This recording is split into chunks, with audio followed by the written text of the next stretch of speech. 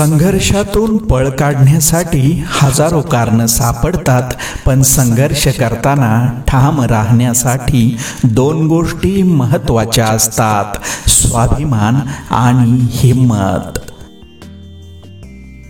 निर्जीव mobile miss call देऊन शोधता येतो.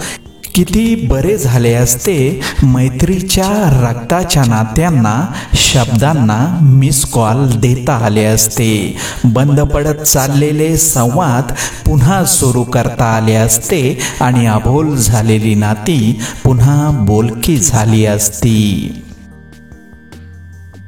दगड पाण्यात फक्त भिजतो आणि माती निरागसपणे विरघळते. भिजणं आणि विरघळण्यातला फरक कळला की सगळी नाती नितळ होतील.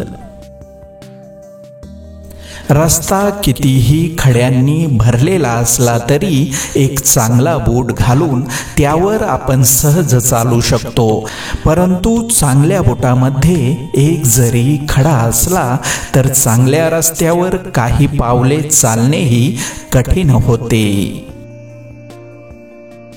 प्रत्येक वेळी माघार घेणारा माणूस चुकीचा असतोच असे नाही, किंवा असेही नाही की तो कमजोर आहे.